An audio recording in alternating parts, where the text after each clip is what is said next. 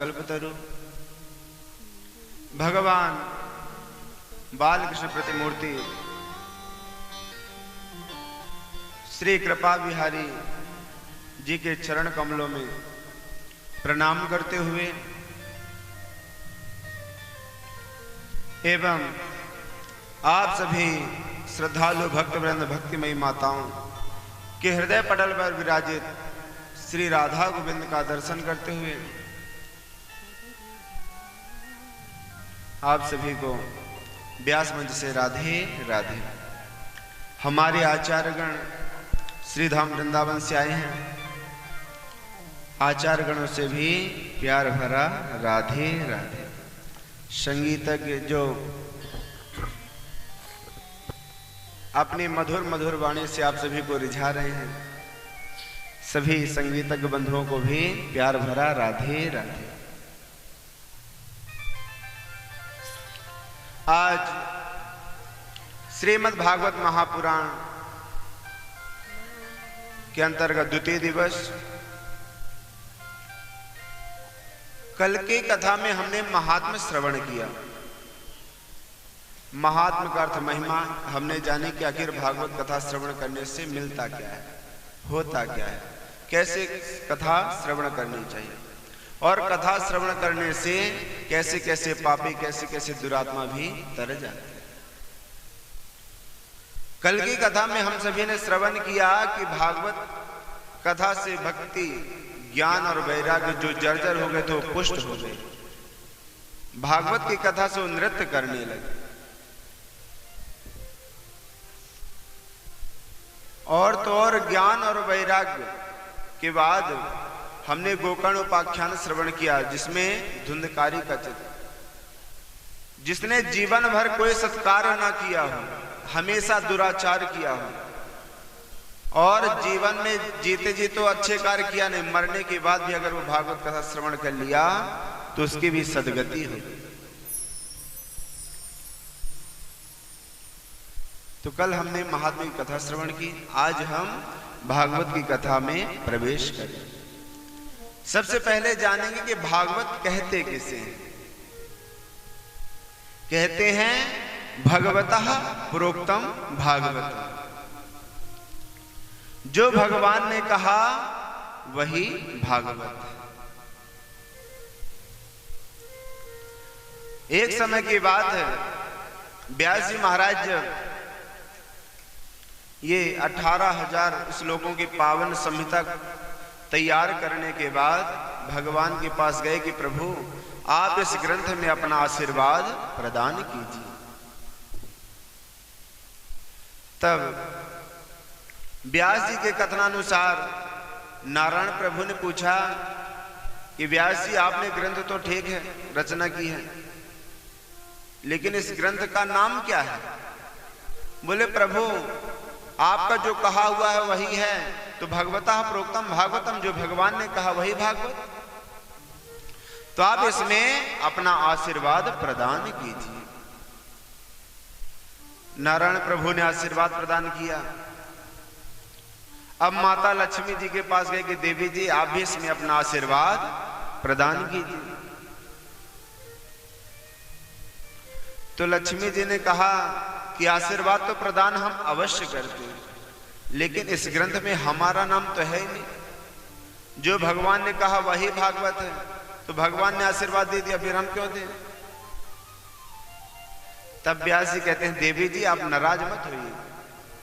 भगवत्याः प्रोक्तम भागवतम, जो भगवती एवं नारायण प्रभु ने कहा वही भागवत। पहले इस ग्रंथ का नाम क्या था? भागवत। फिर जब लक्ष्मी जी ने कहा कि इसमें हमारा नाम नहीं है, तो आगे श्रीमद् भागवत। लक्ष्मी और नारायण के मत से जो ग्रंथ है उसी का नाम श्रीमद् भागवत। और ये श्रीमद् भागवत संहिता जिसमें 12 स्कंध हैं, 18,000 श्लोक हैं और 335 अध्याय से परिपूर्ण। तो आइए हम सभी, व्यास जी ने सबसे पहले श्रीमद् भागवत में 3 श्लोकों से मंगलाचरण किया और मंगलाचरण करते समय किसी भी देवी देवता का नाम नहीं लिया। आपने कई पुराणों की कथा श्रवण की होगी, कई ग्रंथों की कथा श्रवण की होगी। शिव पुराण है तो शिव जी की स्तुति होती है, ब्रह्म वैवर्त पुराण है तो ब्रह्मा जी की, विष्णु पुराण है तो विष्णु जी की। लेकिन श्रीमद् भागवत महापुराण में किसी का नाम नहीं आया है। इसमें स्तुति की गई है तो केवल सत्य की गई है। जन्माद्यस्य यतोऽन्वयादितरतस् चार्थेषु भिज्ञः स्वराट् तेने ब्रह्महृदाय आदिकवये मुह्यन्ते शूरयः तेजो वारिमृदां यथा विनिमयो यत्र त्रिसर्गो मृषा धाम्ना स्वेन सदा निरस्तकुहकम् सत्यं परं धीमहि। प्रथम श्लोक में क्या कहें? सत्यम परम धीमहि। हम सत्य की स्तुति करते हैं, जो सत्य है। और सत्य कौन है? तो कल की कथा में आप सभी को पता चला होगा कि सतघन चितघन आनंद घन हमारे भगवान श्री कृष्ण हैं। कहते हैं जन्माद्यस्य यतोऽन्वया, जो अजन्मा है, जो कभी जन्म नहीं लेते हैं। द्वितरतश्चार्थेषु भिज्ञः स्वराट्, जो हर जगह स्वराट रूप में विराजित है। भगवान तो हर जगह है। तुलसीदास गोस्वामी जी क्या कहते हैं? हरि व्यापक सर्वत्र समाना, हरि व्यापक सर्वत्र समाना, हरि व्यापक सर्वत्र समाना, हो हरि व्यापक सर्वत्र समाना, प्रेम ते प्रगट होय मन जाना, हो प्रेम ते प्रगट होय मैं जाना। श्री राम जय राम, श्री राम जय राम, जय जय राम, श्री राम जय राम, जय जय राम, श्री राम जय राम, जय जय राम। तो भगवान तो हर जगह स्वराट रूप पर विराजित है, हर जगह ठाकुर जी व्याप्त हैं। बस भगवान को प्रकट करने के लिए हमारे अंदर प्रेम होना चाहिए, भाव होना चाहिए। जन्माद्यस्य यतोऽन्वयादितरतश्चार्थेषु भिज्ञः स्वराट्, सर्वत्र ठाकुर जी का वास है। तेने ब्रह्म हृदय आदि कवये मुह्यन्ति असुर, तेजो वारि मृदाम यथा विनिमयो यत्र त्रिसर्गो मृषा धाम्ना स्वेन सदा निरस्त कुहकम सत्यम परम धीमहि। जो सर्वत्र विराजित हैं, स्वराट रूप पर विराजित है, प्रतिबिंब हर जगह ठाकुर जी का है। ऐसे परम सत्य, परम दयालु, परम कृपालु भगवान श्री कृष्ण को हम प्रणाम करते हैं। दूसरे श्लोक में अनुबंध चतुष्टय का निरूपण करते हैं। धर्मः प्रोज्झित कैतवोऽत्र परमो निर्मत्सराणां शताम् वेद्यं वास्त्रवमात्र वस्तु शिवदम् तापत्रयोन्मूलनम्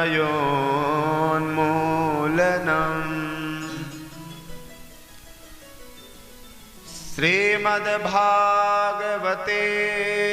महामुनिकृते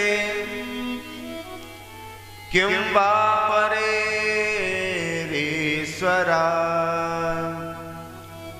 सद्यो हृदयवरुध्यते त्रिकृतिभिः शुश्रूषुभिस्तच्छणा।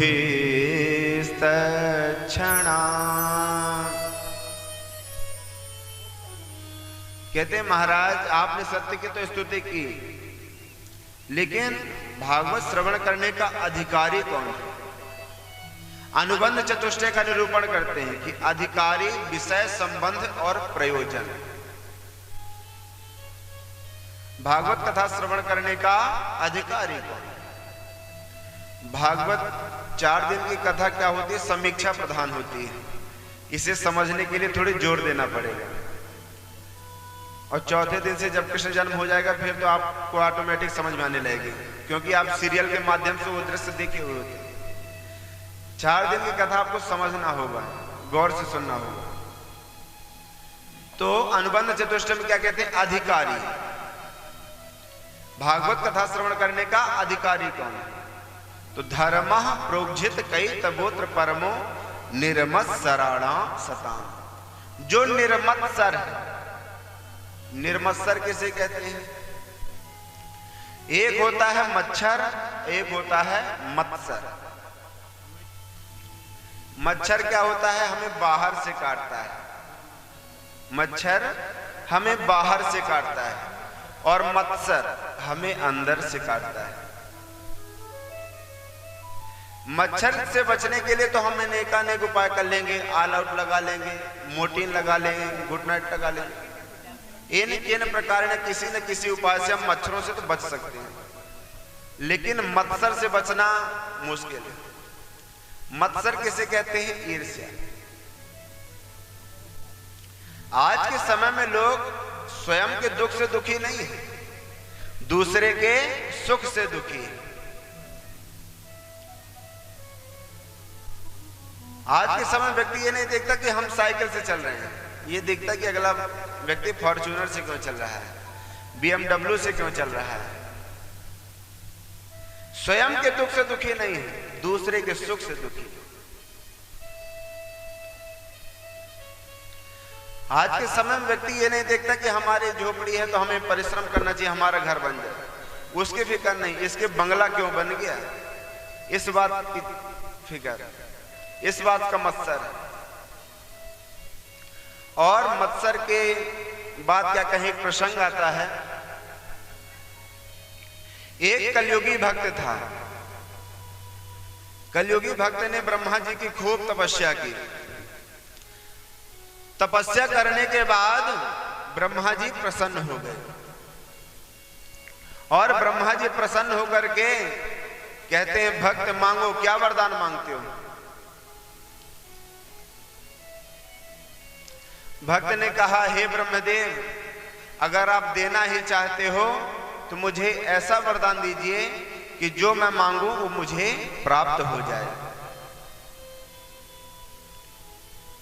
ब्रह्मा जी समझ गए कलयुगी भक्त है, तो उन्होंने कहा, जो आप मांगोगे वो तो मिलेगा, लेकिन आपके पड़ोसी को डबल मिलेगा। उसने कहा, ठीक है, आप वरदान तो दे दो। ब्रह्मा जी ने तथास्तु कह दिया कि जाओ। अब वो कलयुगी भक्त घर में आकर के प्रसन्नचित अपनी पत्नी से कहता, रे बता है, मैंने तपस्या की, ब्रह्मा जी प्रसन्न हो गए, अब हम जो चाहें वो ले सकते हैं, जो चाहें वो कर सकते हैं। पत्नी ने कहा, अच्छा। भक्त ने कहा, आप अगर देखना ही चाहते तो चलो अभी मैं दिखाता हूं। भक्त ने स्मरण किया कि हे प्रभु, मेरा घर बन जाए तो उस भक्त का तो घर बना, पड़ोसी के दो दो घर बन गए।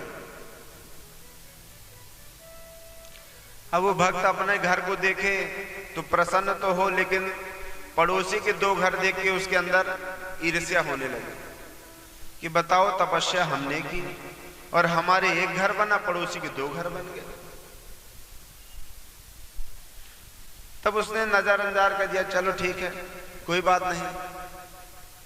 फिर दोबारा बोले घर तो बन गया, 4 व्हीलर और हो जाती, आने जाने के लिए दिक्कत होती है। उसने कहा, हे ब्रह्मदेव मुझे 4 व्हीलर मिल जाए। ब्रह्मा जी की कृपा से उसे 4 व्हीलर मिल गई, पड़ोसी को 2-2 4 व्हीलर मिल गई।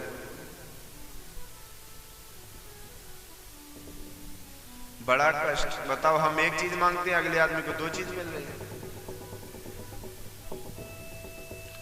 तब उसने दिमाग लगाया कि अब ऐसा कहते हैं कि हमारे घर के सामने एक कुआं खोदे जाए। हमारे घर के सामने एक कुआं खोदेगा ना तो पड़ोसी के 2 कुआं खोदे जाएंगे, तो उसी में गिरेगा और मर जाएगा। उसने कहा, हे ब्रह्मदेव आप हमारे घर के सामने एक कुआं खोद दो। ब्रह्मा जी ने कहा, जैसी तुम्हारी इच्छा।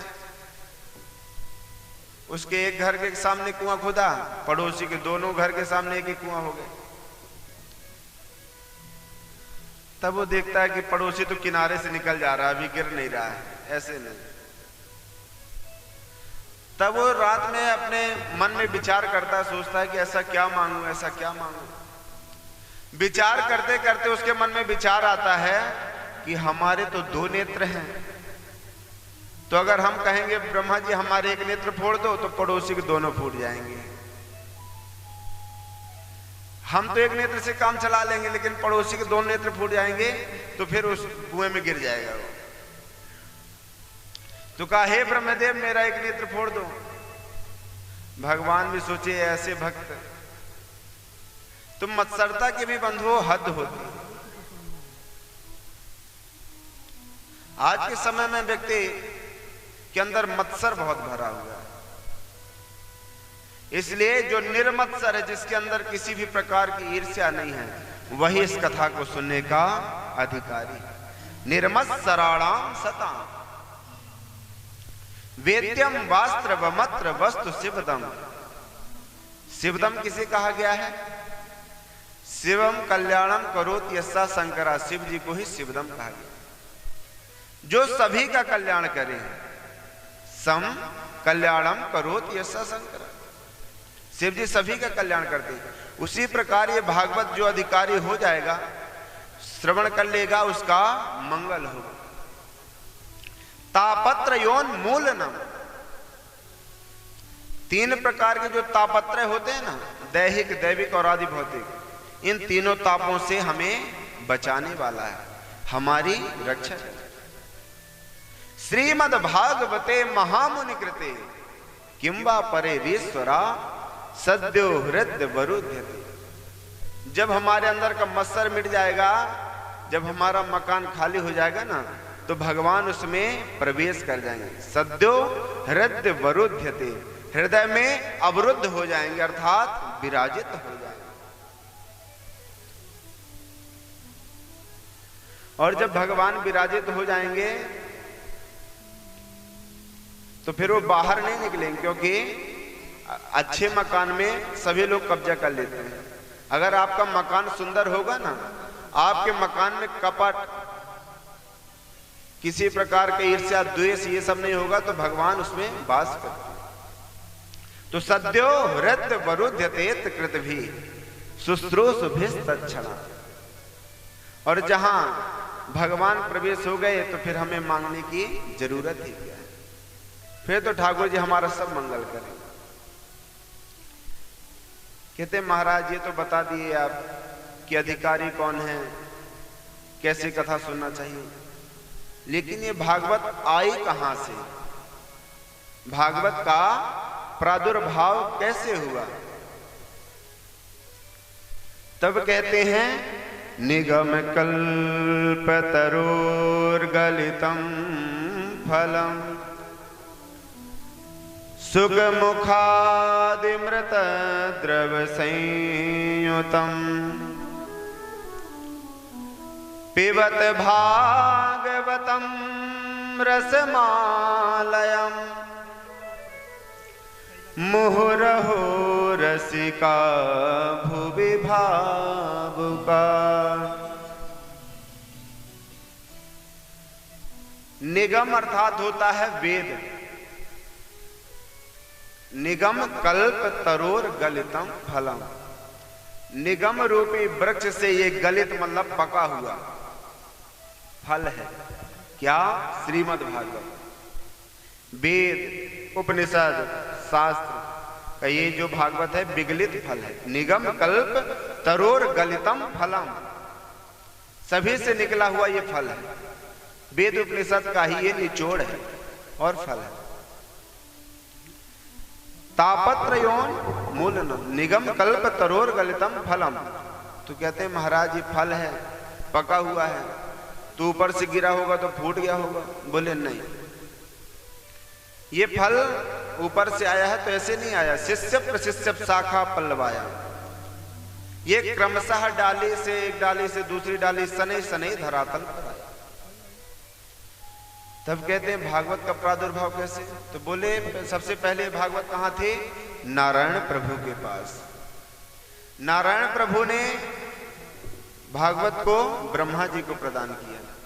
ब्रह्मा जी ने अपने पुत्र नारद को प्रदान किया और नारद जी ने व्यास जी को प्रदान की और व्यास जी ने सुखदेव जी को प्रदान की और सुखदेव जी ने परीक्षित को प्रदान करते हुए हम सभी को सुलभ हो गए। तो एक क्रमशः सनई सनई इस धरातल पर आई है, इसलिए इस फल को बिल्कुल फूटा टूटा नहीं, सुसज्जित।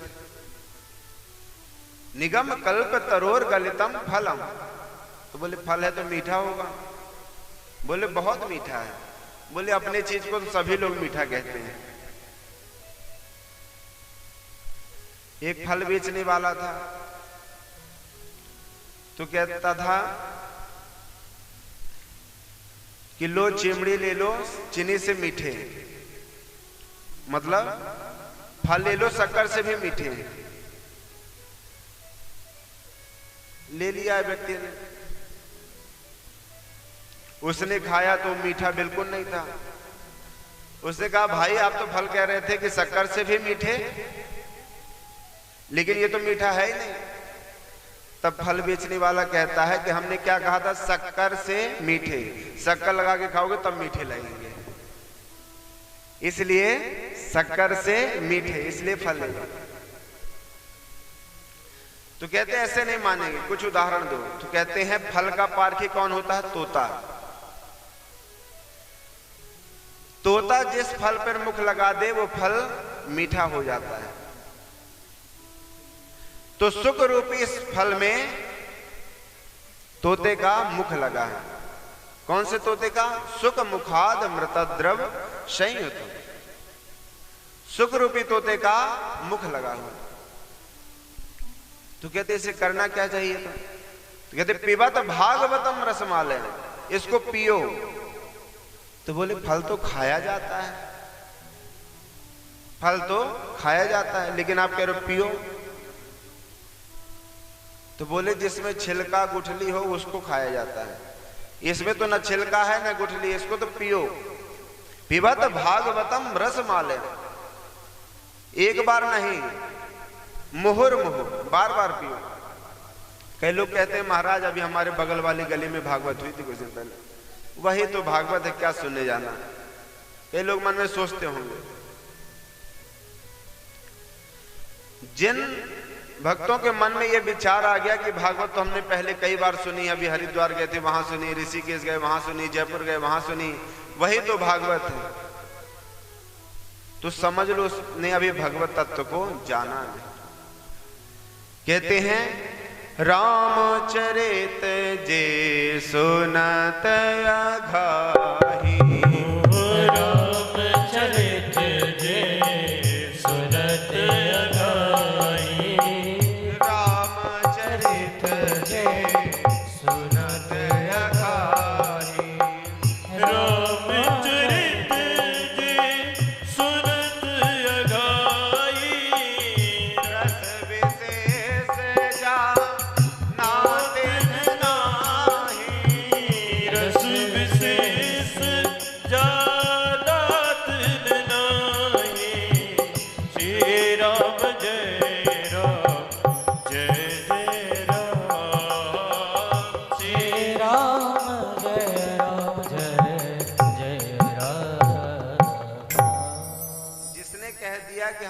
बहुत बार भागवत कथा सुनी तो समझ लो उसने भगवत तत्व को अभी समझा है, उसने वस्तुतः भागवत को श्रवण किया ही। रामचरित जे सुनत अगाही, जिसने कह दिया हम तो अघा गए सुनते सुनते, तब समझ लो रस विशेष जाना तिन्हें, उसने अभी इस रस को ग्रहण नहीं किया, इस रस को अभी उसने चखा नहीं। कहते हैं जितनी बार भागवत कथा सुनोगे ना उतनी बार आपको कुछ ना कुछ नया मिलेगा। कहते हैं तदेव रम्यम रुचिरम नवम नवम, जितनी बार सुनोगे उतनी बार कुछ ना कुछ नया मिलेगा। जिन हरि कथा सुनी नहीं काना, जिन हरि कथा सुनी नहीं काना, जिन हरि कथा सुनी नहीं काना, जिन हरि कथा सुनी नहीं काना, श्रवण रंध्र हरि भवन समाना, श्रवण रंध्र हरि भवन समाना, श्रवण रंध्र हरि भवन समाना, श्री राम जय राम जय जय राम, श्री राम जय राम जय जय राम। कहते हैं जिन हरि कथा सुनी नहीं काना, जिसने भगवान की कथा नहीं सुनी ना अपने कर्णपुट द्वारा, तो उसके कान कैसे हैं? अहि भवन समाना, अहि मतलब होता सर्प, सर्प के बिल के समान। तो इसीलिए कह रहे हैं कि पिबत भागवतम, पियो। किससे पियो? ये जो भगवान ने कान दिए ना, हमें सुनाई तो छिद्र से भी दे देता है, लेकिन ये दोने लगा के क्यों दिए हैं? कि कई चीज पीने की भी होती है, तो इस दोने के सहारे आप इस कथा को पियो। पिबत भागवतम, रसमाला, क्योंकि ये द्रवों में रसा है, रस ही रस से भरपूर है। भागवत में रस ही रस। मुह रहो रसिका भूमि भावुका, और व्यास जी ने पुकारा भी तो किसे पुकारा पीने के लिए? रसिका भूमि भावुका। जो रसिक जन होंगे एवं भावुक जन होंगे वही इस कथा को श्रवण कर सकते हैं। जब तक आपके अंदर भगवान के प्रति प्रेम नहीं जागेगा, स्नेह नहीं जाएगा, इसके प्रति लगाव नहीं होगा, तब तक आप भगवत कथा श्रवण नहीं कर पाएंगे।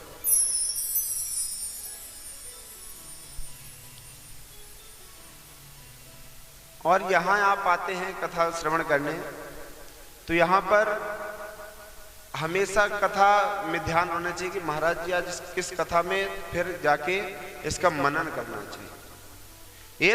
एक सत्संगी ने दो अच्छी मूर्ति बनाई।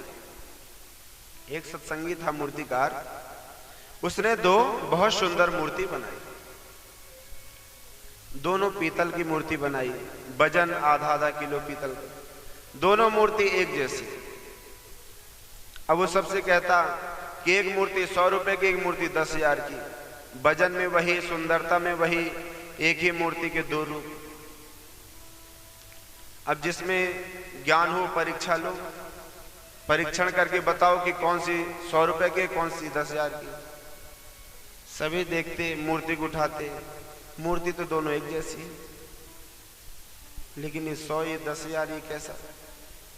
तभी वहां पर एक संत जी बैठे थे। संत जी ने देखा ये सत्संगी है, परीक्षण ले रहा है, हमें चलना चाहिए।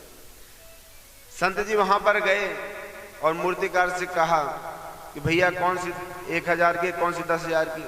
बोले महाराज जी 1,000 की, ये 10,000 की। अब आप परीक्षण कर लो, इसमें दाम इनके कम और ज्यादा क्यों है? संत जी ने एक सूतली ली और उसको मली, और उस सूतली को एक कान से मूर्ति के डाले और दूसरे कान से वो निकल गई। तब संत जी कहते हैं कि सत्संगी ये है 100 रुपए की, और दूसरी मूर्ति में सुतली बल के डाले तो वो अंदर प्रविष्ट हो गई, वो बाहर नहीं। बोले ये 10,000 की है। तो भगवान ने हमें कर्ण दो दिए हैं, तो जो अच्छी चीज है उसे अंदर ग्रहण कीजिए, और जो संसार की भौतिक बातें उसको एक कान से सुनो और एक कान से निकाल दो।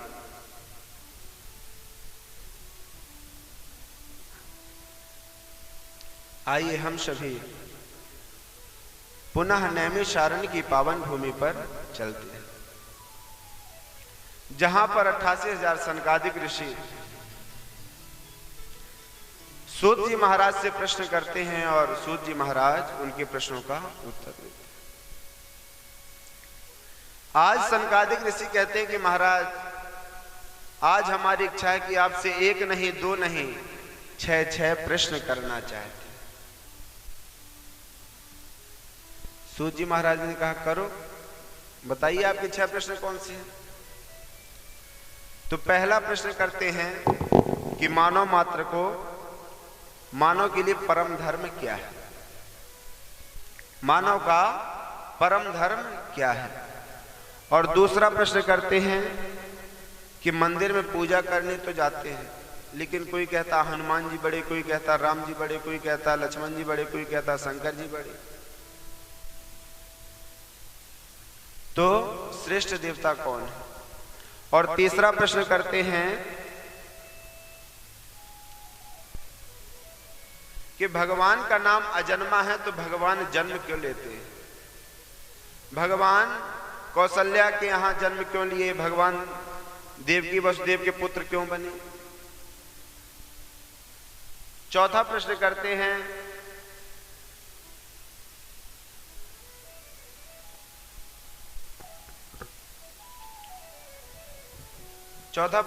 कि भगवान अगर अवतार लेते हैं तो भगवान के अवतार कितने। पांचवा प्रश्न करते हैं कि भगवान इस सृष्टि को चाहते तो अपने मन से ही बना देते, मन से ही संहार कर देते, लेकिन भगवान जन्म क्यों लेते हैं। और छठवां प्रश्न करते हैं कि जब भगवान इस धराधाम को छोड़ करके चले जाते हैं तो धर्म कहा शरणम गता, धर्म फिर किसकी शरण में जाता है। इन्हीं 6 प्रश्नों पर पूरी भागवत है, और कहा जाए तो पूरी भागवत प्रश्न और उत्तर ही है। पूरी भागवत में प्रश्नोत्तरी है। जब सनकादिकों ने 6 प्रश्न किए तो सूत जी महाराज कहते हैं कि आपके प्रश्नों का उत्तर देने से पहले हम चाहते हैं कि हम अपने गुरुदेव भगवान का ध्यान कर लें। सूत जी महाराज के गुरुदेव भगवान कौन है? सुखदेव भगवान। सुखदेव जी जो गोलोक धाम में राधा रानी की गोद में खेलते हैं, तो सूत जी महाराज के गुरुदेव हैं सुखदेव जी महाराज। तो आइए हम सभी अपने अपने सदगुरुदेव भगवान का स्मरण करते हैं, फिर आगे की कथा सुनते। गुरुदेव कृपा करके मुझको अपना लेना, ओ गुरुदेव दया करके मुझको अपना लेना। हूँ मैं शरण पड़ा तेरी चरणों में जगह देना। मैं शरण पड़ा तेरी चरणों में जगह देना। ओ गुरुदेव दया करके मुझको अपना लेना। गुरुदेव दया करके मुझको अपना लेना।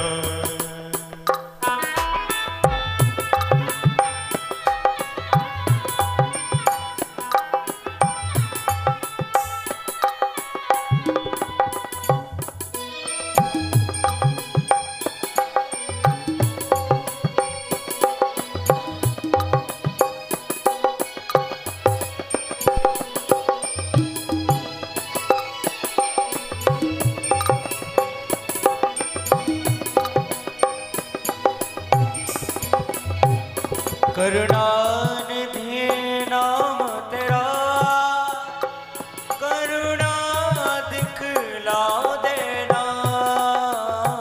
करुणानिधि नाम तेरा करुणा दिखला देना।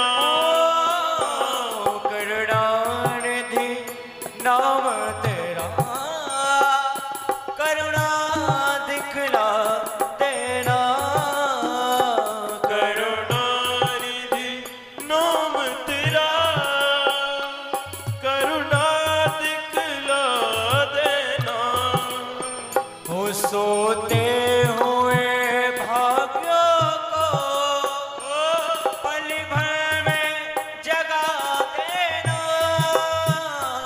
सोती हुई भाग्यों को पल भर में जगा देना।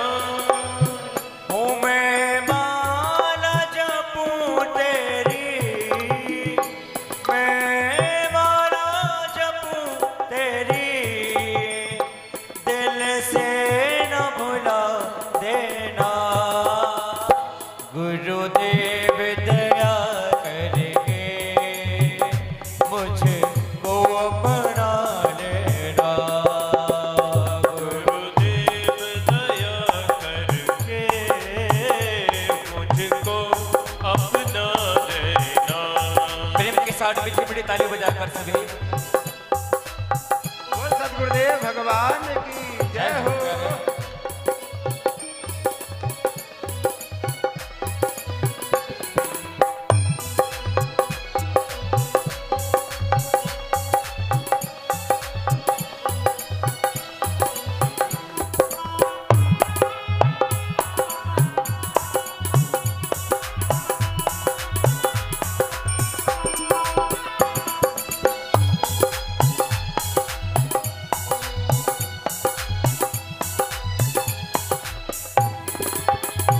तुम सुख के सागर हो निर्धन के सहारे हो।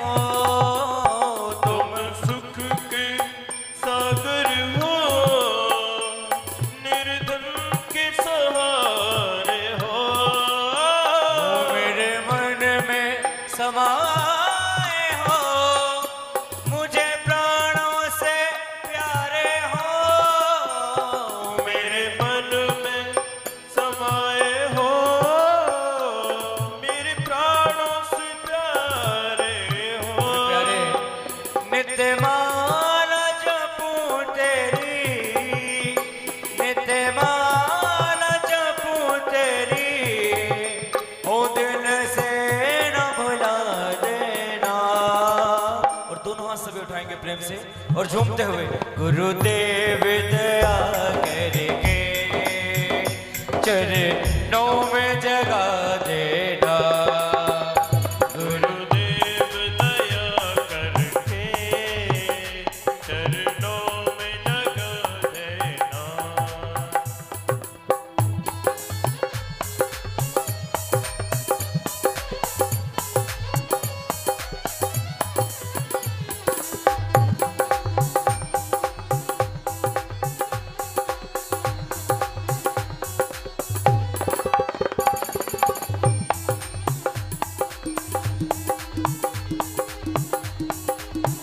बोल सतगुरुदेव भगवान की जय हो।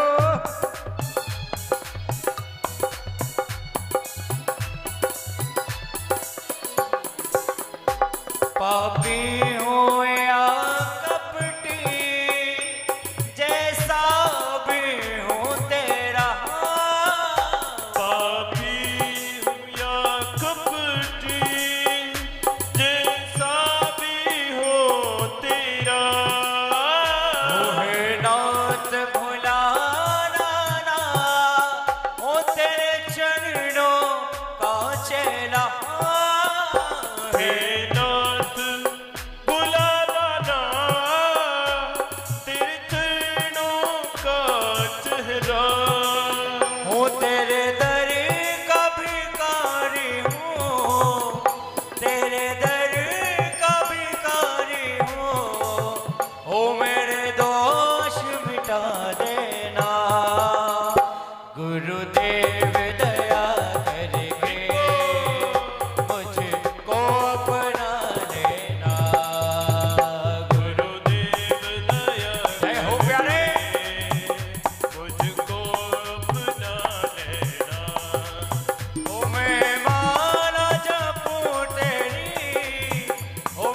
शरण पड़ा तेरी, ओ चरणों में जगा देना।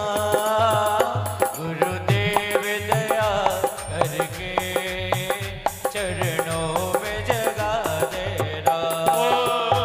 गुरुदेव दया करके चरणों में जगा देना। ओ जय जय राधे राधे गोविंद गोपाला, जय जय राधे राधे गोविंद गोपाला, जय जय जय राधे राधे गोविंद गोपाला, जय राधे राधे गोविंद गोपाला। ओ गोपाला मेरा आनंद लाला, गोपाला मेरा नंद लाला, ओ गोपाला मेरा आनंद लाला, गोपाला मेरा नंद लाला, ओ आनंद लाला मेरा गोपाला, नंद लाला मेरा गोपाला, और आनंद लाला मेरा गोपाला, नंद लाला मेरा गोपाला, ओ गोपाला मेरा आनंद लाला, गोपाला मेरा नंद लाला, गोपाला मेरा आनंद लाला, गोपाला मेरा नंद लाला, गोपाला मेरा आनंद लाला, गोपाला मेरा नंद लाला, मुरली मनोहर गोपाला, मुरली मनोहर नंद लाला, ओ राधा वल्लभ गोपाला, राधा वल्लभ गोपाला, और वाके बिहारी मेरा नंद लाला, बाकी बिहारी मेरो नंद लाला, जय जय गोपाला जय नंद लाला, जय जय गोपाला जय जय नंद लाला, जय जय गोपाला जय नंद लाला, जय जय गोपाला मेरे नंद लाला, ओ जय राधे राधे गोविंद गोपाला, जय जय राधे राधे गोविंद गोपाला गोपाला गोपाला जय नंद लाला। वृंदावन बिहारी लाल की जय हो। बोल कृपा बिहारी सरकार की जय। सूत महाराज ने अपने गुरुदेव भगवान का ध्यान किया।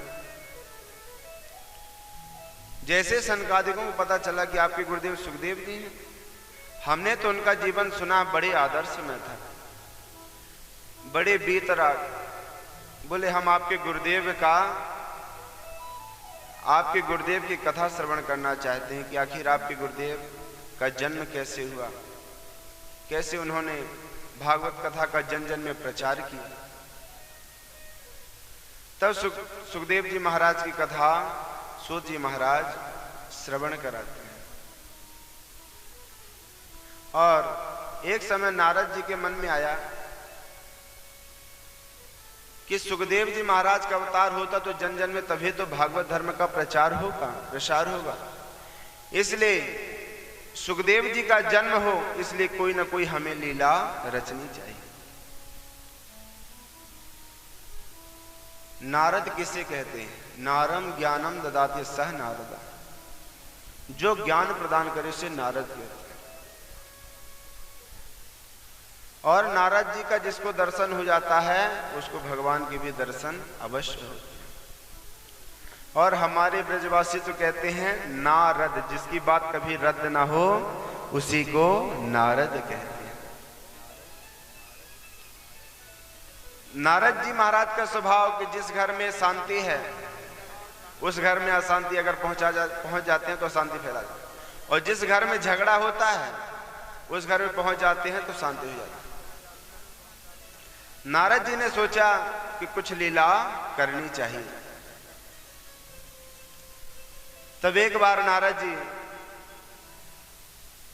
जी ने मन में सोचा कि लक्ष्मी और नारायण में तो हम झगड़ा करा ही चुके हैं, ब्रह्मा जी उनकी पत्नी में झगड़ा करा चुके हैं, लेकिन कभी शिव और पार्वती में झगड़ा नहीं हुआ। अब हमें शिव और पार्वती जी के ही वहां जाना चाहिए, कैलाश में। नारद जी नारायण नारायण नारायण करते करते कैलाश पहुंचे। जैसे माता पार्वती ने देखा कि आज संत नारद का आगमन है, अरे नारद जी महाराज आइए आइए विराजिए, बहुत दिन बाद आए हैं, आपका तो इस समय पता ही नहीं चलता है, कहाँ रहते हैं।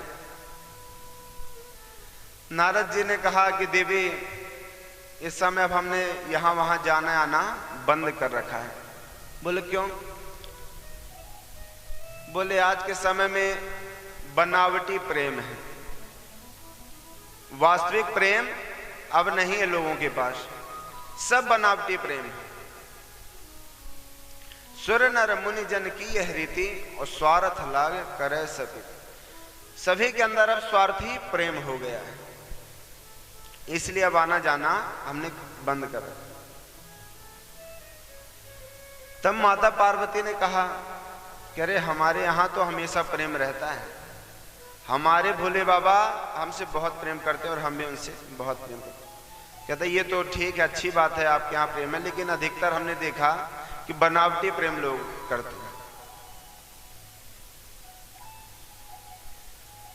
तब माता पार्वती कहते हैं कि हमारे भोले बाबा तो हमसे इतना प्रेम करते हैं कि अपना गुरु मंत्र भी उन्हें जो प्राप्त हुआ था वो भी नहीं छुपाते, वो भी हमसे बता दिए। गुरु मंत्र तो हमेशा गोपनीय रखना चाहिए, गोपनीयम गोपनीयम गोपनीयम प्रयत्नता है, गोपनीय रखना चाहिए, किसी को नहीं बताना चाहिए। लेकिन हमारे भोले बाबा का जैसा नाम है वैसे ही उनका गुण है, वो सब कुछ बता देते, कुछ नहीं छुपाते। हमारे भोले बाबा तो ये भी बता देते हैं कि आज हमें ध्यान में किनके दर्शन हुए। नारद जी ने कहा आप लोगों का प्रेम ऐसा ही बने रहे, हम यही प्रार्थना करेंगे। तब नारद जी कहते हैं देवी तब तो आपको ये भी बताया होगा भोले बाबा ने कि वो मुंडों की माला किसकी पहरी है। अब तो माता पार्वती सोच में पड़ गई, ये तो कभी नहीं बताया। तो नारद जी कहते तो क्या खाक प्रेम करते हैं? जो 24 घंटे मुन्नों की माला लटकाए रहते हैं उसके बारे में भी आपको नहीं बताया और कहते हैं कि आप प्रेम करते हैं, भोले बाबा से प्रेम करते हैं। माता रानी का तो अब बोले अब पता चला कि हमारे स्वामी भी कपटी हैं, कपट करते हैं। आज तक उन्होंने मुन्नों की माला नहीं के बारे में नहीं बताया।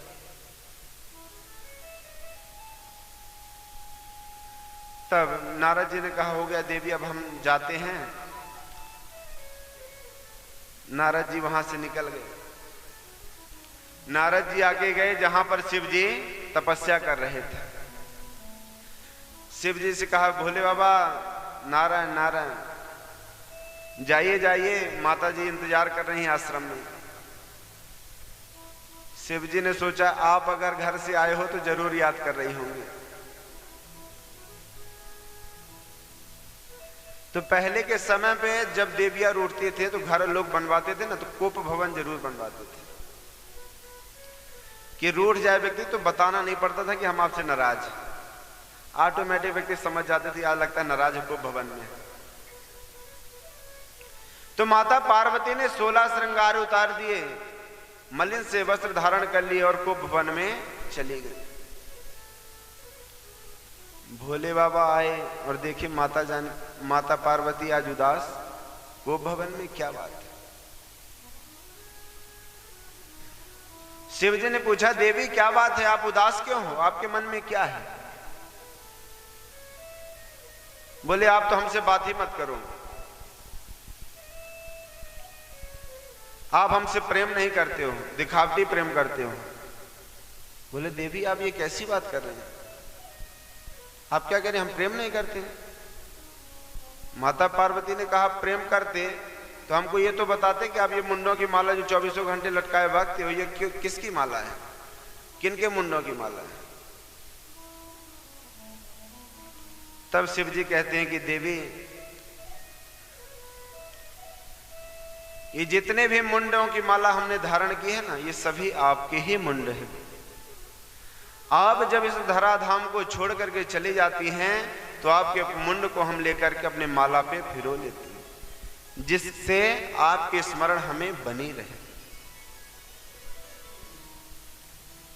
माता पार्वती ने कहा यानी कि हम इस धराधाम को छोड़ करके जाते हैं, आप नहीं जाते हो? आपने ऐसी कौन सी बूटी पी रखी है?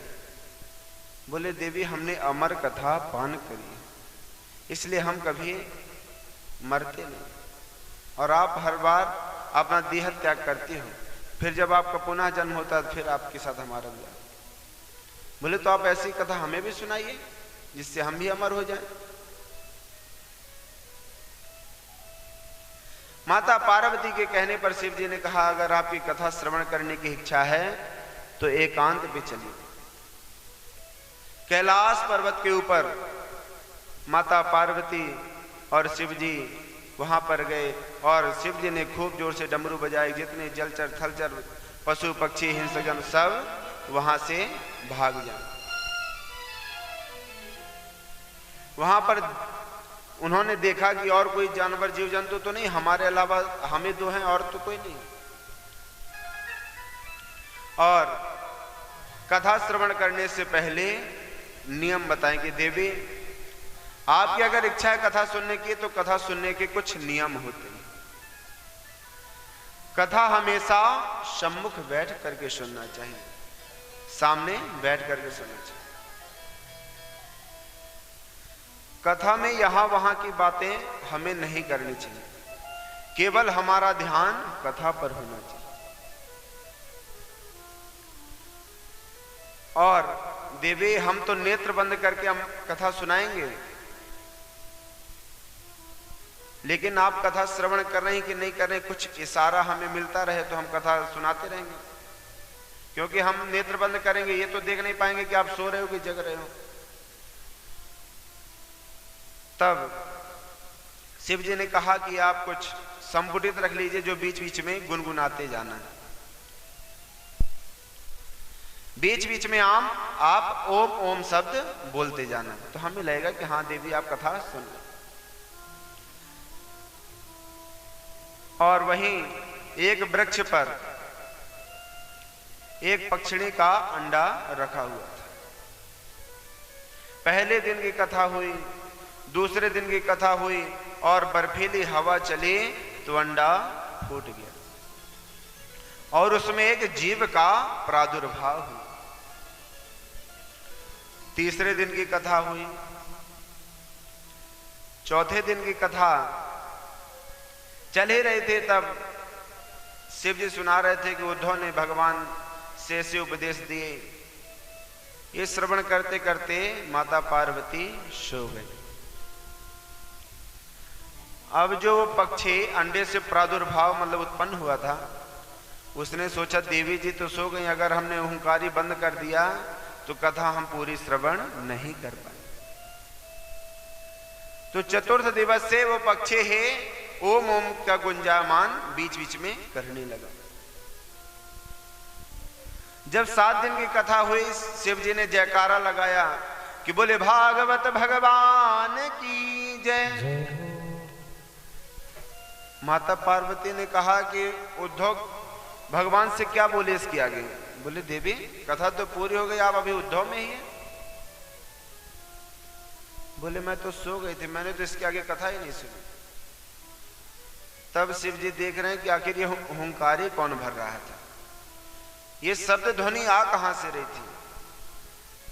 जैसे त्रिशूल लेकर के दौड़े तो पक्षी वहां से उड़ करके भागने लगा और यहां से शिव जी त्रिशूल लेकर के उस पक्षी को मारने के लिए दौड़ पड़े। देवी ने कहा अगर उसने कथा सुन ली है तो आप मारने क्यों दौड़ते हैं? बोले इसने ब्रह्म विद्या की चोरी की है, अगर इसे सुनना था तो सामने बैठ के सुनता है, इसने चोरी से कथा सुनी है, इसलिए ये ब्रह्मद्रोही है, इसे हम नहीं छोड़ेंगे। शिव जी अब पीछे पीछे भाग रहे हैं। वहां वो पक्षी बद्रीनाथ से नीचे केदारनाथ, और यहां पर व्यास जी महाराज की पत्नी बिट्पा देवी के मन में विचार आया कि बताओ बुढ़ापा आ गया और हमारे कोई संतान हुई नहीं। व्यास जी ने कहा भगवान कृपा करेंगे। तो पक्षिणी नीचे संप्रयास की कुटिया थी जहां पर व्यास जी की पत्नी रहती। तो बिट्पा देवी को एकदम से उबासी आई, उबासी अर्थात जमहाई। जब महाई आती है तो पूरा मुख खुल जाता है, और जैसे बिटपा देवी का पूरा मुख खुला तो उसी मुख में वो पक्षी प्रविष्ट हो गया। अब जब पक्षी प्रविष्ट हो गया बिटपा देवी जी के घर में, तो शिव जी वहां देखे, कहीं दिखे ना। व्यास जी से बोले मेरे शत्रु को बाहर निकालो। शिव जी वहीं त्रिशूल लेकर के खड़े हैं कि जब निकलेगा तब मारूंगा, लेकिन छोड़ूंगा नहीं। व्यास जी ने कहा आखिर बात क्या है भोले बाबा? शिव जी आप क्या बात है बताइए तो, क्यों आप उसके मारने पर तुले हो? बोले आप नहीं जानते व्यास जी, उसने अमर कथा सुनी। तब व्यास जी महाराज ने कहा कि भोले आप तो भोले ही रहे, आप स्वयं कह रहे हो कि उसने अमर कथा सुनी है, तो जो अमर कथा सुन ले क्या उसे आप मार पाओगे? जिसने अमर कथा सुन ली उसका आप क्या कुछ बिगाड़ सकते हो? शिव जी ने कहा बात तो सही है। शिव जी वहां से चले गए। अब वर्ष प्रतिवर्ष बीतते गए, सुखदेव जी महाराज बाहर ही नहीं आ रहे हैं। बिटपा देवी कह रही हैं व्यास जी महाराज से कि आपको पता है मेरे गर्भ से ऐसी आवाज आती जैसे कोई वेद मंत्र का पाठ कर रहा। व्यास जी महाराज कहते हैं अरे बालक आप गर्भ से बाहर आओ, आपकी माता को कष्ट हो रहा है। तब गर्भ से वो पक्षी कहता, सुखदेव जी कहते हैं कि पिताजी मैं बाहर नहीं आऊंगा। बोले क्यों? बोले बाहर आते ही मुझे विष्णु की माया घेर लेगी। जब तक स्वयं साक्षात विष्णु आकर के ये न कह दें कि मेरी माया का तुम्हें कोई असर नहीं होगा, तब तक मैं बाहर नहीं आऊंगा। माया किसे कहते हैं? मां मतलब नहीं, और या मतलब जो नहीं होकर भी जो दिखाई दे उसी का नाम माया है। जब बालक गर्भ में रहता है ना, तो भगवान से खूब स्तुति करता है कि प्रभु इस घोर नरक से निकालो।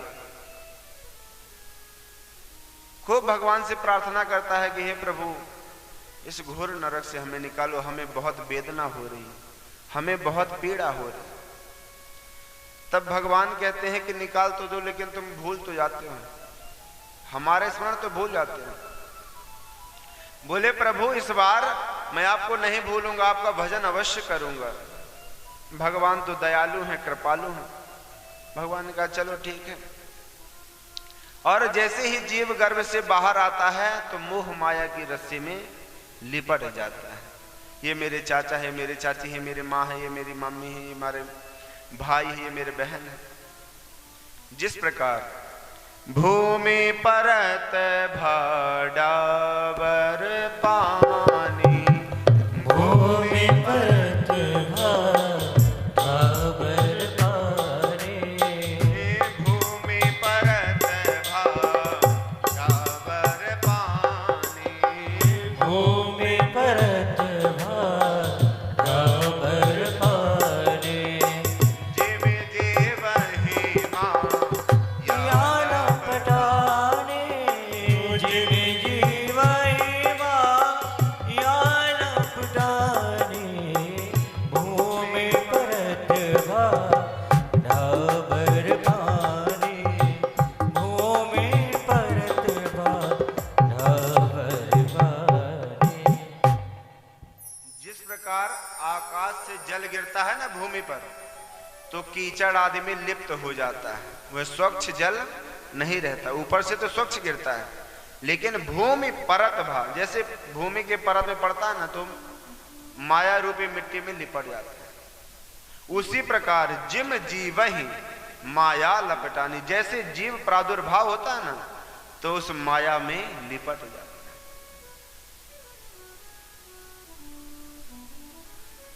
इसीलिए सुखदेव जी महाराज पहले से कह रहे हैं कि देखो साक्षात जब नारायण आके कह देंगे ना कि मेरी माया को तुम्हें कोई असर नहीं होगा, जब वो आके कह देंगे तभी मैं बाहर आऊंगा। तो साक्षात भगवान को आना पड़ा कि अरे सुखदेव जी आप बाहर आइए, हमारी माया का आपको कोई असर नहीं होगा। 12 वर्ष में भगवान सुखदेव गर्भ से बाहर निकले और जैसे ही बाहर निकले तो तुरंत वन की ओर जाने लगे। वन की ओर जब जाने लगे तो उनके पिता वेदव्यास जी पीछे पीछे पुत्र पुत्र यम प्रव्रजन्तमनुपेतमपेत कृत्यम द्वैपायनो विरह कातरया जुहावा पुत्रेति तन्मयतया तर्वोभिनेदुस् तम सर्वभूत हृदयं मुनिमानतोस्मि।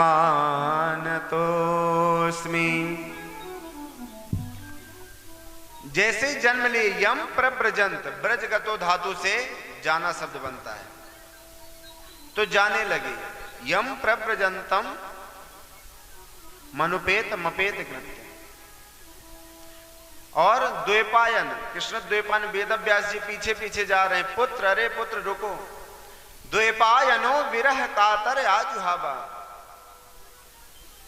कृष्ण द्वैपायन वेदव्यास जी विरह से कातर हो रहे हैं कि अभी बालक का जन्म और भागा जा रहा है।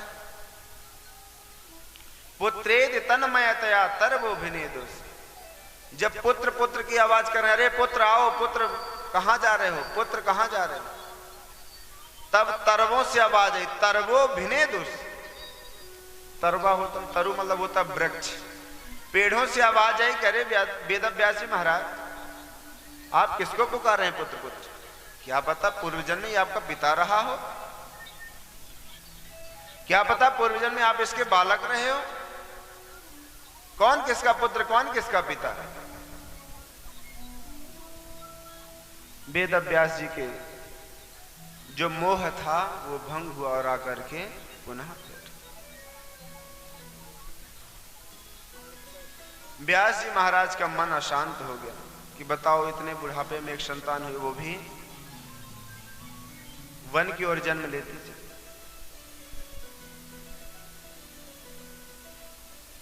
एक बार व्यास जी ने मन में सोचा,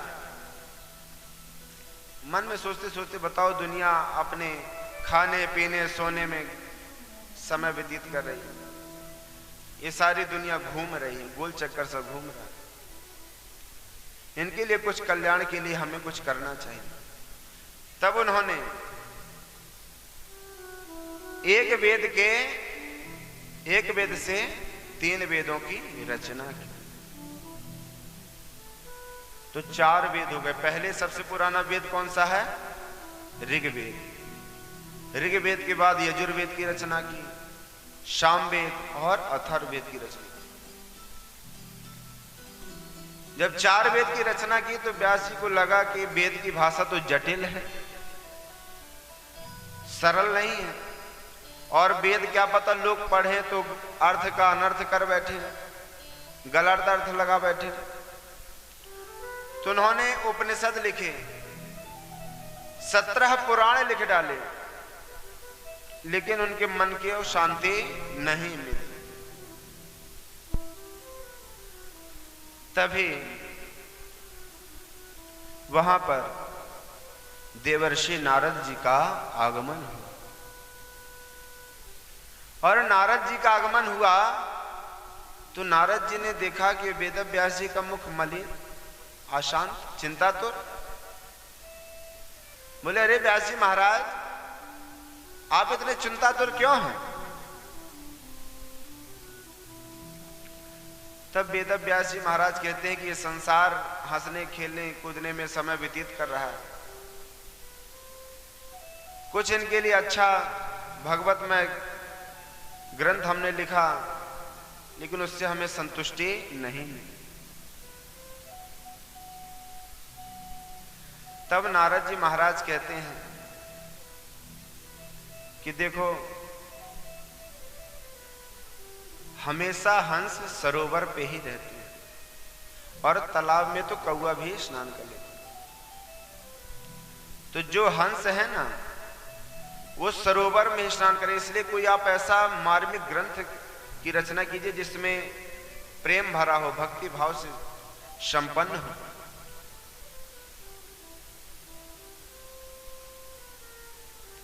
तभी नारद जी कहते हैं, हमसे एक बार किसी ने प्रश्न किया कि ये बताओ संत कृपा बड़ी कि प्रभु कृपा बड़ी? तब नारद जी कहते हैं कि मैं तो यही मानता हूं कि संत कृपा सबसे ऊंची है। संत कृपा ऊंची इसलिए कि नारद जी ने अपना पूरा वृत्तांत बताया कि पहले मैं एक दासी का पुत्र था, और मेरे पिता के ना रहने पर मेरी माँ दूसरे के यहाँ, एक राजा ऋषि के यहाँ मेरी माँ काम करती, झाड़ू लगाती, पोछा लगाती, और वहीं जो प्रसाद मिलता उसी से हमें पालती। तभी चतुर्मास करने के लिए अनेकानेक संतगण वहां पर आए, और चातुर्मास करने के लिए वहां पर उन्होंने भजन बढ़िया बढ़िया उपदेश देते, सत्संग करते। उसी सत्संग में मेरी माँ मुझे गोद में लेकर के बैठ जाती और मैं संतों की कथा श्रवण करता। संतों की कथा श्रवण करते करते मुझे कथा बहुत प्यारी लगने लगी। संत जो प्रसाद पाते उसी से उच्छिष्ट जो भोजन होता वो हम पाते, वो हमें मां पवाती। जब हमें पता चला कि अब 10 दिन बाद संत जी का चतुर्मास पूरा हो जाएगा तो ये तो चले जाएंगे, तब हमें कष्ट होने लगा। हमने संत से कहा कि प्रभु हमको भी आप अपने साथ ले चलिएगा। तब ऋषि महर्षियों ने कहा कि देखो बालक, नारद जी कहते हैं कि मेरा दासी का पुत्र था, मेरा नाम भी उन्होंने क्या रखा? बालक रामदास। मेरा नाम भी उन्होंने बालक रामदास रख दिया, और कहते कि देखो बेटा अभी आप हमारे साथ मत चलो, नहीं तो आपकी माँ क्या सोचेगी कि बताओ हमने संतों की सेवा भी की और हमारे बालक को भी ले गए। इसलिए जब तक आपकी माता जी हैं आप अपनी माता की सेवा करो, और जब माता जी ना रहे तो फिर आना भगवान का भजन करना। अब नारद जी ने सोचा कि मां तो ऐसे जाने नहीं देगी। तब नारद जी ने मन में सोचा कि हे प्रभु मेरी मां को ऐसा कुछ हो जाए कि मर जाए, जिससे मैं संतों के साथ जा सकूं और उन भगवान का भजन कर सकूं। तभी बालक रामदास की मां को सर्प ने काट लिया और उनकी मृत्यु हो गई। तो दासी पुत्र रामदास के 2 तरीके से अश्रुपात हुए, अश्रु निकले, एक गर्म एक ठंडे। तो कहते हैं जो दुख के आंसू होते हैं ना वो गर्म निकलते हैं, और जो सुख के आंसू निकलते हैं वो ठंडे निकलते हैं। दुख इस बात का है कि मेरी मां चली गई, और सुखी इस बात से है कि अब मुझे संतों के पास जाने से कोई रोक नहीं सकेगा। और बालक रामदास ने अपनी मां का क्रियाकर्म करने के बाद बैकुंठ पर वहां पर भगवान का कीर्तन करने लगे, और कीर्तन करते करते भगवान को उन्हें दर्शन हुआ, और दूसरे जन्म में साक्षात ब्रह्मा के पुत्र बनकर के, और कहे साक्षात नारायण ने मुझे ये वीणा प्रदान की है, और तभी से देव दत्तम इमाम वीणा, इसी वीणा से मैं भगवान का गुणगान करता हूं। इसलिए संतों की कृपा ही है जो मुझे भगवान की प्राप्ति, और आज मैं भगवान का ही पुत्र बना हूं। तब नारद जी कहते हैं कि मुझे मेरे पिता ने 4 श्लोक में चतुश्लोकी भागवत प्रदान की है। हम चाहते हैं कि आप इन्हीं 4 श्लोकों की भागवत का विस्तार कीजिए। व्यास जी महाराज ने कहा कि देखो अब तो मेरा बुढ़ापा आ गया, मेरे सामर्थ्य नहीं कि मैं इसका विस्तार कर सकूं। तब नारद जी ने कहा कि संतों का अगर सहारा ले लो ना तो कोई भी कार्य कठिन नहीं है, सब हो जाएगा। और व्यास जी महाराज ने पावन संहिता 18,000 श्लोकों की भागवत की संहिता तैयार की। और भागवत की संहिता जब तैयार हो गई तो ये भागवत की संहिता किसकी है? परमहंसों की संहिता है। इसे कोई परमहंस ही सुन सकता है, सुना सकता है। अब व्यास जी महाराज सोच रहे हैं कि मैंने ये ग्रंथ तो विस्तार कर दिया, लिख दिया, लेकिन अब इसको जन जन में इसका प्रचार कौन करेगा? तब उन्हें मन में स्मरण आया कि मेरा बालक ही एक ऐसा है जो परमहंस से जन्म लेते ही वन में चला गया। मैं चाहता हूं कि अपने बालक को ही भागवत का उपदेश दूं, भागवत अध्ययन कराऊं, लेकिन पता नहीं अब वो कहां होंगे, किस जंगल में होंगे।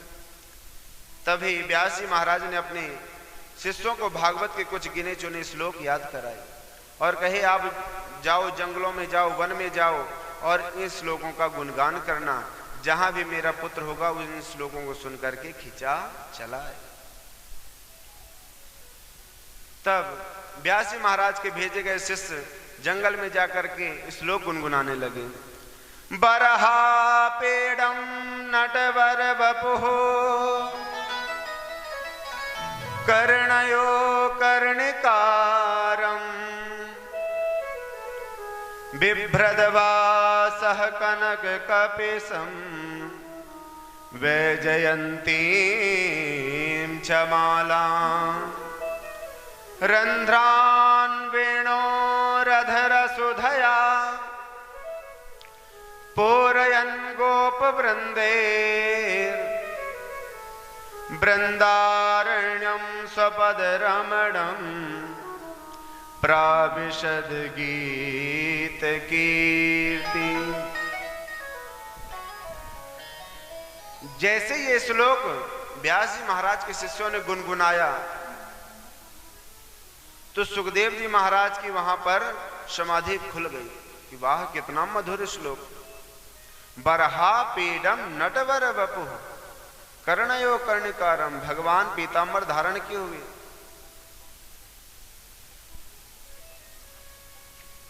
और बंसी अधर पे रखे हुए। इस श्लोक में भगवान के स्वरूप का वर्णन है। तो एक श्लोक शिष्यों ने गुनगुनाया और शांत हो गए। तभी सुखदेव जी उन शिष्यों के पास आए कि और श्लोक सुनाइए, और श्लोक सुनाइए।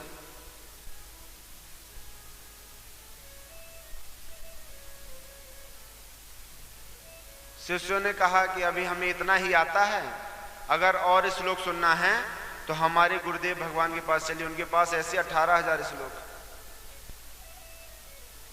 सुखदेव जी ने सोचा कि क्या पता कोई सुंदर व्यक्ति है तो क्या पता मन सुंदर ना हो। दिखावा तो सुंदर है, स्वरूप सुंदर है, लेकिन क्या पता मन सुंदर हो। हर व्यक्ति दिखने में सुंदर होता है लेकिन स्वभाव जरूरी नहीं कि उसका सुंदर ही होगा। सुखदेव जी महाराज पुनः समाधि लगा करके ध्यान करने लगे। शिष्यगण आए व्यास जी महाराज के पास कि महाराज हमने श्लोक गुनगुनाए, वो तो आए लेकिन फिर वहीं तपस्या करने लगे।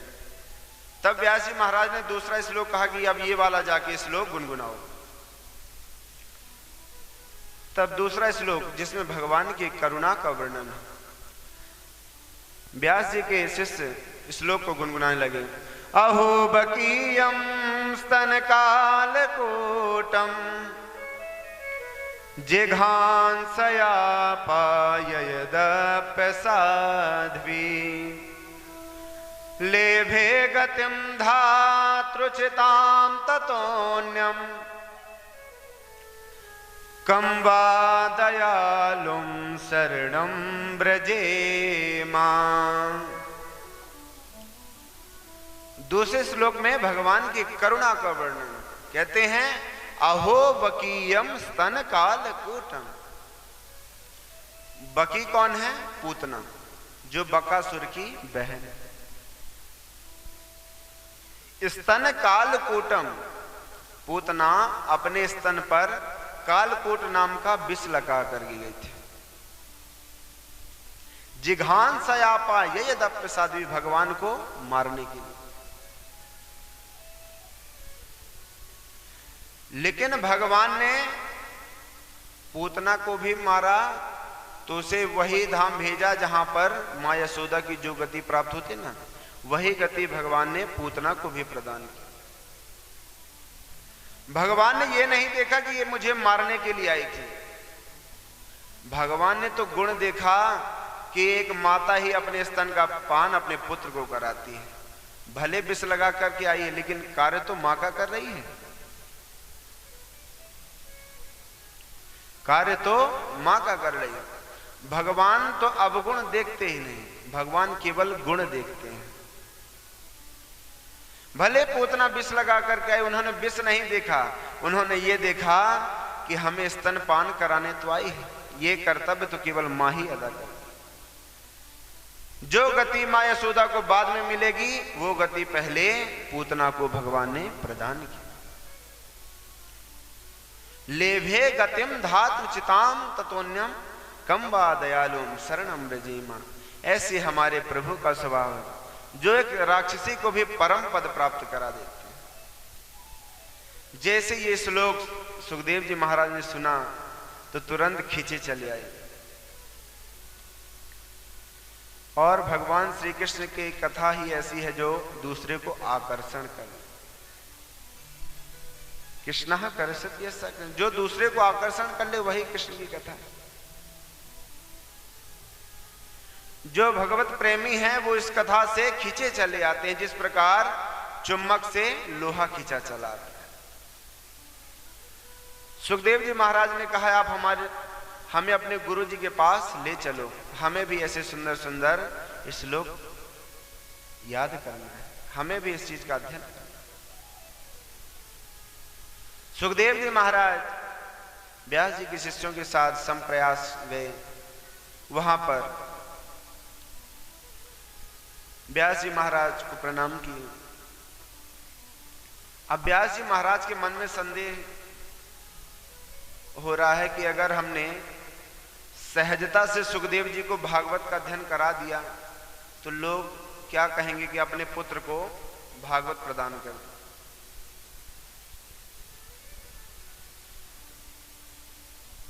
तो इससे पहले इनकी परीक्षा लेनी चाहिए। हमें तो पता है कि सुखदेव जी काम क्रोध को सब जीत चुके हैं, लेकिन लोगों को समझाने के, लोगों को दिखाने के लिए व्यास जी महाराज ने सुखदेव जी को राजा जनक के यहां भेजा और राजा जनक से कहा कि आप हमारे पुत्र की परीक्षा लीजिए कि आखिर ये भागवत अध्ययन करने का अधिकारी है कि नहीं। सुखदेव जी महाराज राजा जनक के यहां पर गए और जैसे ही राजा जनक के यहां द्वार पर पहुंचे तो द्वारपालों ने कहा कि महाराज वेद व्यास जी का पुत्र सुखदेव आए हैं और आपसे मिलना चाहते हैं। जनक जी ने कहा उनसे कह दो कि 5 दिन तक हमारे पास समय नहीं है, 5 दिन के बाद हम उनसे भेंट करेंगे। जैसे ही द्वारपाल आए और सुखदेव जी से कहा देखिए 5 दिन तक आप यहीं पर खड़े रहिए, 6वें दिन आपसे महाराज मिलेंगे। 5 दिन तक उनके पास समय नहीं। सुखदेव जी अपने खड़े हैं, भगवान का भजन कर रहे हैं, मुस्कुराते जा रहे हैं कि आज 1 दिन कम हो गया, 3 दिन बाद मिलना है, 2 दिन बाद मिलना है, 1 दिन बाद मिलना है। जैसे 5 दिन हुए तो द्वारपालों को राजा जनक ने बुलाया कि ये बताओ अब उस बालक का मुखमंडल कैसा है। बोले महाराज पहले तो ऐसे ही था, लेकिन अब तो उसका मुख कमल और खिला हुआ है, प्रसन्न है वो। तब राजा जनक ने सोचा कि इसने क्रोध को जीत लिया। आपको कोई बुलाए, आपके घर पे कोई आए और आप कह दो कि भैया 1 घंटा बाद मिलेंगे तो चला जाएगा कि तुम्हारे पास समय नहीं तो हमारे पास भी समय नहीं। 5 दिन तक दोपहरे में सुखदेव जी खड़े रहे, लेकिन उनके मुख कमल में किसी प्रकार की नमी नहीं। उनका मुख कमल और खिलता गया कि अब 5 दिन हो गए, अब मिलेंगे। द्वारपालों ने कहा महाराज पहले दिन से तो और अच्छा चेहरा खिला हुआ है। सुखदेव जी महाराज राजा जनक की सभा पे गए। राजा जनक ने कहा कि देखो 5 दिन तक आप बाहर खड़े थे, प्रसाद आदि ग्रहण करो और विश्राम करो। जनक जी ने सोचा कि इनको क्रोध तो हमने देख लिया कि इनको क्रोध नहीं आता, क्रोध से ये विजय है, लेकिन अब काम को देखना है। तो विश्राम घर में सुखदेव जी महाराज को विश्राम करने के लिए भेजे। वहीं पर कई अप्सराओं को, सुंदर सुंदर अप्सराओं को भेजा। कोई चमर हिला रही है, कोई सुखदेव जी को पान खिला रही है, कोई आलिंगन कर रही है, लेकिन सुखदेव जी पे कोई फर्क नहीं। वो बीतराग, सुबीतराग। जैसे ही राजा जनक ने देखा कि इनके अंदर तो किसी प्रकार का विकार भी नहीं उत्पन्न हो रहा, तुरंत चरणों में गिर गए सुखदेव जी। सुखदेव जी के चरणों में राजा जनक गिर गए कि महाराज मुझसे गलती हो गई, आप जैसे संतों का मैंने इतना परीक्षण किया। अब सुखदेव जी कह रहे हैं महाराज आप तो हमें वेदांत पढ़ाइए। बोले आप तो वेदांत स्वरूप स्वयं है, हम आपको क्या पढ़ाएं। जब सुखदेव जी महाराज ने काम और क्रोध को जीत लिया, जनक जी ने कह दिया कि इन्होंने सब जीत लिया। व्यास जी महाराज ने उन्हें भागवत जी का अध्ययन कराया, और भागवत जी का अध्ययन कराने के बाद अब ये वही भागवत की कथा है। सुखदेव जी ने जब व्यास जी महाराज से भागवत अध्ययन की, अध्ययन करने के बाद जब परीक्षित को 7 दिन मरने का श्राप लगा था, तब कई ऋषि महर्षि निर्णय नहीं ले पा रहे थे कि 7 दिन में मरने वाले को क्या उपाय करना चाहिए। तब इन्हीं सुखदेव भगवान ने ही इसी भागवत को सुना करके उन्हें परम पद मोक्ष पद प्रदान किया था। तभी सनकादिक कहते महाराज ये परीक्षित कौन है, हमें परीक्षित का प्रसंग सुनाइए।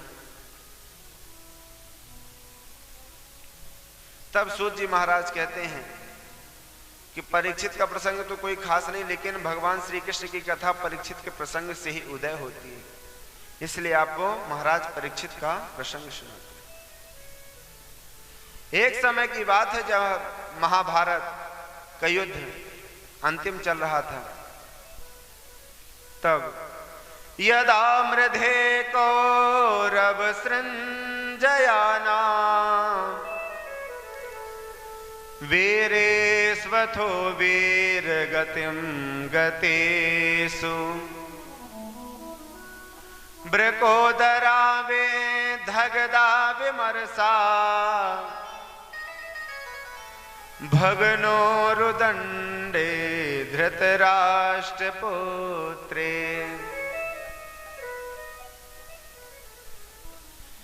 जब महाभारत के युद्ध शेष हुआ, तब भगनो रुदंडे धृतराष्ट्र पुत्रे, धृतराष्ट्र के पुत्र कौन? दुर्योधन। दुर्योधन का दंड, उरुदंड अर्थात जंघा को ब्रकोदरा अर्थात कहते हैं भीम को। ब्रकोदरा वे धगदा विमर्श, गदे से भगनो रुदंडे धृतराष्ट्र पुत्रे, उस जंघा को, दुर्योधन की जंघा को तोड़ दिया। जब जंघा को तोड़ दिए भीम ने, विजयश्री मिल गई। अब पांडव अपने शिविर पर गए कि अब अपने आप ये मर जाएगा। अब तो दुर्योधन इस लायक भी नहीं बचा कि चील कौवों को भी भगा सके, क्योंकि उसका पूरा अंग अंग तोड़ दिया। जब पांडव यहां से चले गए, तब अश्वत्थामा आया दुर्योधन के पास, और दुर्योधन की दशा देख करके अश्वत्थामा कहता है महाराज आपका मैंने वो वैभव भी देखा, वो राज्य भी देखा कि आपके सारे पर सब चलता था, लेकिन आज आप स्वयं के ऊपर की मक्खियां भी उड़ा नहीं पा रहे। आप एक बार आदेश कीजिए मुझे क्या करना है। आप जो कहोगे, आप मेरे लिए अभी भी राजा हैं, आप जो कहोगे वो मैं करने के लिए तैयार। तब दुर्योधन कहता है कि प्रिय मित्र अश्वत्थामा, अगर तुम मेरा कहना मानो तो मेरे मन में केवल एक ही बात है। हम 100 भाई थे, 100 में से एक भी नहीं बचा, और पांडव 5 पुत्र थे और पांचों के पांचों जीवित थे। अगर उनमें से एक आध भी मर जाता तो मेरे मन में संतुष्टि होती। अगर तुम मेरा वचन पूरा करो तो मैं चाहता हूं कि आप पांडवों का वध करो। तब अश्वत्थामा ने कहा महाराज अगर आपका यही आदेश है तो मैं आपका वचन अवश्य पूरा करूंगा। अश्वत्थामा ने काक उलूकन न्याय से काकुलुकन न्याय होता है, न्याय का सूत्र है, क्योंकि सामने सामने तो युद्ध करके मार नहीं सकते हैं, तो सोते हुए व्यक्ति को मारने के लिए काकुलुकन है। कौवा को रात में दिखाई नहीं देता है, उल्लू को दिन में नहीं दिखाई देता, तो इसे कहते हैं काकुलुकन न्याय। तो मध्य रात्रि में और यहां पर पांडव विजय श्री प्राप्त करने के बाद विश्राम कर रहे होते हैं और भगवान पहरा देते हैं कि इन पांडवों को किसी प्रकार की कोई हानि ना पहुंचे। भगवान पहरा देते हैं तो अर्जुन की नींद खुलती है और हमारे माधव हमारे केशव जग रहे हैं और हम सो रहे हैं। अर्जुन ने भगवान श्री कृष्ण से कहा कि प्रभु